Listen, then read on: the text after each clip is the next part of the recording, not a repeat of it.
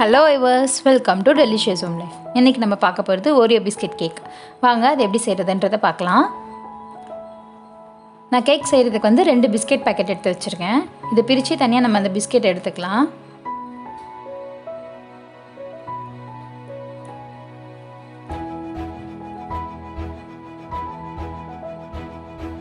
குட்டீஸ்க்கு வந்து கேக்னால் ரொம்ப பிடிக்கும். அதனால் குட்டீஸ் எல்லாத்துக்குமே வந்து நம்ம வீட்லேயே கேக் எப்படி செய்கிறதுன்றதை பார்க்கலாம் வாங்க.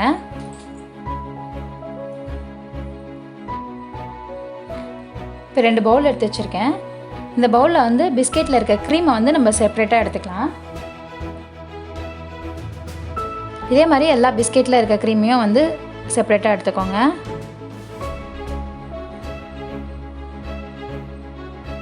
இப்போ நம்ம இந்த பிஸ்கெட்டை வந்து மிக்ஸி ஜாரில் போட்டு கிரைண்ட் பண்ணிக்கலாம். இது எந்த அளவுக்கு நீங்கள் பவுடராக ரெடி பண்ண முடியுமோ அந்த அளவுக்கு பவுடராக மிக்ஸி ஜாரில் போட்டு கிரைண்ட் பண்ணிக்கோங்க. பாருங்கள், நல்லா உங்களுக்கு பவுடர் மாதிரி ரெடி ஆகிடுச்சு. இந்த அளவுக்கு வந்தால் போதும். இப்போ இது வந்து நான் ஒரு பவுலில் ட்ரான்ஸ்ஃபர் பண்ணிக்கிறேன்.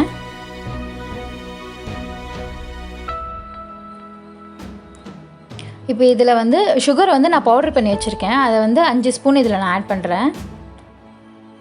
உங்களுக்கு ஸ்வீட் இன்னும் வேணும் அப்படின்னா நீங்கள் இன்னொரு ஸ்பூன் கூட ஆட் பண்ணிக்கோங்க. ஆல்ரெடி பிஸ்கெட்டில் ஸ்வீட் இருக்குன்றதுனால நான் இதில் வந்து 5 ஸ்பூன் ஆட் பண்ணுறேன்.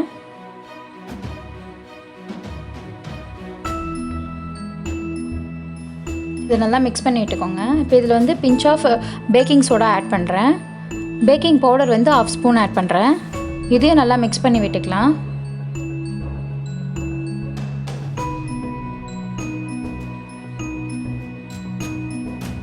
இப்போ இதில் வந்து வார்ம் மில்க் வந்து நான் 1/2 கப் எடுத்து வச்சுருக்கேன்.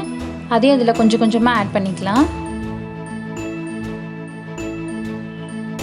மில்க்கை ஆட் பண்ணிவிட்டு நீங்கள் இதை நல்லா பிளெண்ட் பண்ணி விடுங்க. எந்த அளவுக்கு நல்லா நீங்கள் இதில் பிளெண்ட் பண்ணுறீங்களோ அந்த அளவுக்கு உங்களுக்கு கேக் வந்து ஸ்மூத்தாகவும் சாஃப்டாகவும் வரும்.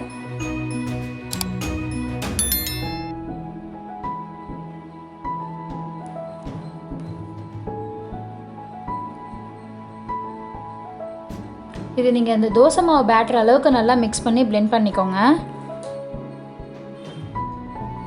பாருங்கள், இந்த அளவுக்கு வந்தால் போதும், உங்களுக்கு பேட்டர் ரெடி ஆயிடுச்சு. இப்போ ஒரு பவுலில் வந்து நான் பட்டர் ஸ்ப்ரெட் பண்ணி வச்சுருக்கேன்.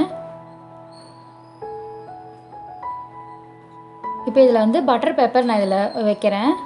உங்கள்கிட்ட பட்டர் பேப்பர் இல்லைன்னா நீங்கள் அந்த பட்டர் ஸ்ப்ரெட் பண்ணிங்க இல்லைங்களா, அதுவே போதும். அதுலேயே நீங்கள் அந்த கேக் பேட்டரை வந்து நீங்கள் ஊற்றிட்டு வச்சிடலாம். இப்போ இந்த பவுலில் வந்து நான் கேக் பேட்டரை ஊற்றிடுறேன்.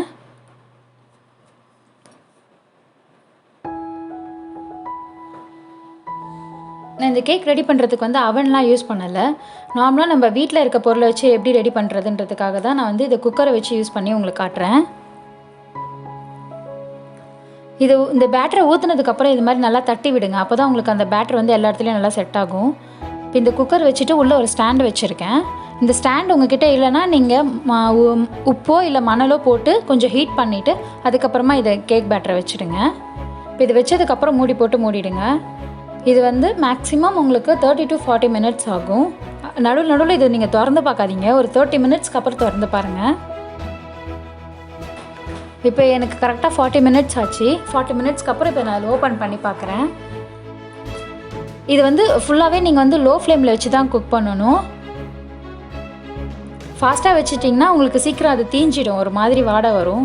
இப்போ இது வெந்துருச்சா இல்லையான்னு சொல்லிவிட்டு நம்ம நைஃபை வச்சு உள்ளே அழுத்தி பார்க்கலாம். இப்போ நமக்கு வெந்துருச்சு. இப்போ இது வந்து நான் கேக் எடுத்துடுறேன். இப்போ பிளேட்டிங் பண்ணிக்கலாம். இந்த சைடில் இருக்க பட்டர் பேப்பர்லாம் நம்ம பிரித்து எடுத்துடலாம். பொறுமையாக எடுங்க, இல்லைன்னா கேக் வந்து ரொம்ப சாஃப்டாக இருக்கிறதுனால உங்களுக்கு உதிர்ந்துடும். இப்போ மேலே இருக்க லேயரை மட்டும் நம்ம கட் பண்ணி எடுத்துடலாம். ஏன்னா அது கொஞ்சம் ஹார்டாக இருக்கும், அதனால் அந்த மேலே இருக்க லேயரும் சைட்லேயும் நம்ம கட் பண்ணி எடுத்துடலாம்.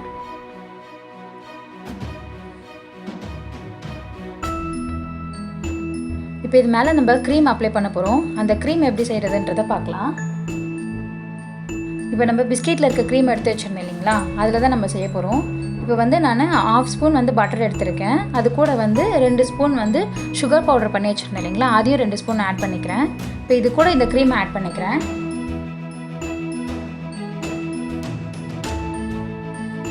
இதையும் நல்லா blend பண்ணிக்கோங்க. சுகர், க்ரீம், இந்த பட்டர் எல்லாமே நல்லா மிக்ஸ் ஆகி வரணும்.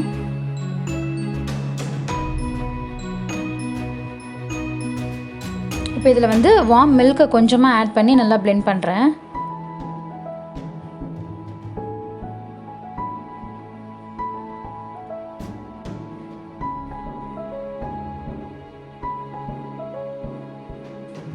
நல்லா இந்த அளவுக்கு blend பண்ணி எடுத்துக்கோங்க. இப்போ இதை வந்து நம்ம கேக் மேலே ஸ்ப்ரெட் பண்ணி விடலாம்.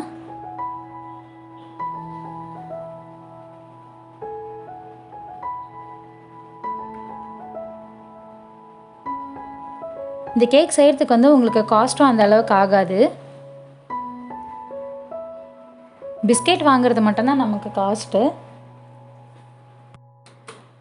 முட்டை இல்லாமல் கேக் நம்ம வீட்லேயே சுலபமாக ரெடி பண்ணிடலாம். இப்போ இது மேலே வந்து கார்னிஷிங்க்கு வந்து நான் பிஸ்கெட் 2 ஓரியோ பிஸ்கெட் எடுத்து நான் இதில் வைக்கிறேன். சைடில் வந்து நட்ஸ் வைக்கிறேன். உங்களுக்கு வேணும்னா நீங்கள் சாக்லேட்டை கூட கிரேட் பண்ணி போட்டுக்கலாம்.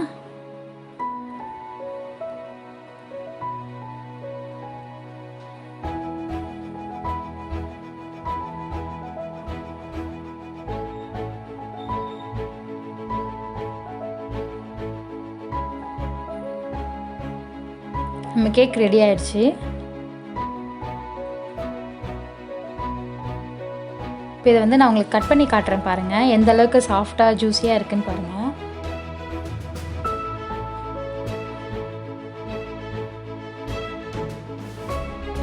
மேலே நம்ம ஸ்ப்ரெட் பண்ணியிருந்தோம் இல்லைங்களா, அந்த க்ரீமோட ஜூஸினஸ் வந்து நல்லா கேக்கில் இறங்கியிருக்கு பாருங்கள்.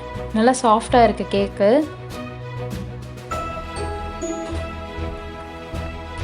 இதை உங்கள் வீட்டில் கண்டிப்பாக ட்ரை பண்ணி பாருங்கள். ரொம்ப ஈஸியாகவே செய்யலாம், ரொம்ப டேஸ்ட்டாகவும் இருக்குது இந்த கேக்கு. இந்த வீடியோ உங்களுக்கு பிடிச்சிருந்துன்னா லைக் பண்ணுங்கள், ஷேர் பண்ணுங்கள், கமெண்ட்ஸ் பண்ணிவிடுங்க. மறக்காமல் எங்கள் சேனலை சப்ஸ்கிரைப் பண்ணாதவங்க சப்ஸ்கிரைப் பண்ணிவிடுங்க.